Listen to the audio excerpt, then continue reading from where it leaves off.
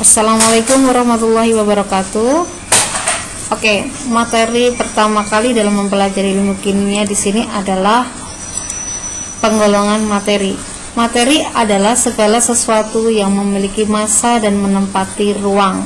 Ini adalah esensial sekali bagi pemula yang mempelajari ilmu kimia. Oke, materi dikelompokkan menjadi dua, yaitu zat tunggal dan campuran. Sementara zat tunggal sendiri terdiri dari unsur dan senyawa. Sedangkan campuran ada yang homogen dan heterogen, serta di antara keduanya itu kita sebut dengan koloid. Unsur dikelompokkan menjadi unsur logam, unsur non-logam, dan metaloid. Nah, ini akan kita bahas berikutnya. Zat tunggal adalah zat yang terdiri dari satu jenis. Ini adalah contohnya unsur. Banyak sekali unsur keberadaannya di alam. Adalah yang paling sederhana. Sebagai contoh adalah oksigen, hidrogen, karbon, nitrogen, dan lain sebagainya. Kemudian senyawa ini juga banyak sekali dalam kehidupan sehari-hari. Sebagai contoh air, cuka, gula, garam, dan masih banyak lagi. Oke. Partikel senyawa sebagaimana contoh air di sini kalian bisa perhatikan. Ternyata senyawa air itu terdiri dari satu atom O yang mengikat dua atom H.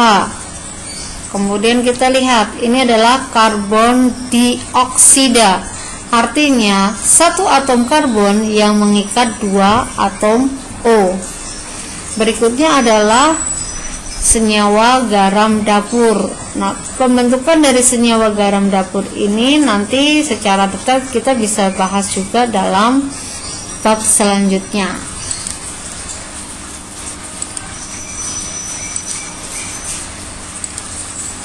Oke, partikel unsur untuk yang pertama adalah helium. Ini adalah unsur gas mulia yang keberadaannya di alam senantiasa sendiri karena kondisinya adalah sudah stabil.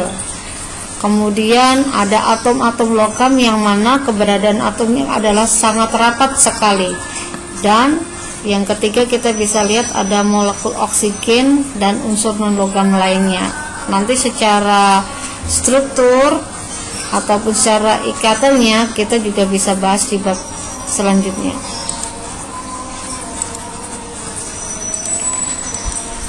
Next, campuran. Ini campuran itu terdiri dari dua jenis atau lebih. Yang jelas campuran itu bisa terdiri dari larutan dan suspensi atau koloid. Larutan ini kita bisa pahami bahwasanya terdiri dari pelarut dan zat terlarut. Sedangkan untuk suspensi ini adalah termasuk campuran heterogen yang antar zatnya dapat dibedakan tanpa mikroskop ultra. Sedangkan koloid ini adalah keadaan yang berada di antara larutan dan suspensi. Oke, contoh campuran. Dalam kehidupan sehari-hari kita biasa bertemu atau membuat yang namanya larutan. Nah, ini adalah tadi sudah kita kelompokkan masuk pada kategori campuran homogen ya, yaitu teh manis, air garam, alkohol 70%, dan udara bersih.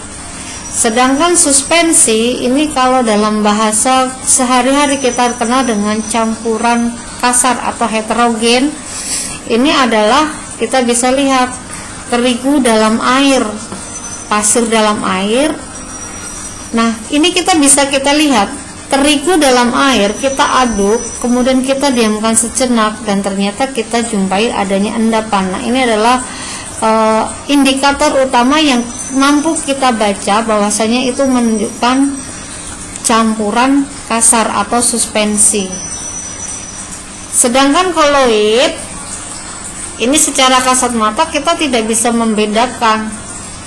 Secara kasat mata akan tampak sama zat-zatnya, tidak kita jumpai adanya endapan. Sebagai contoh, air susu, santan, agar-agar, krim, asap, kabut, dan masih banyak lagi. Oke, selamat belajar, semoga sukses selalu.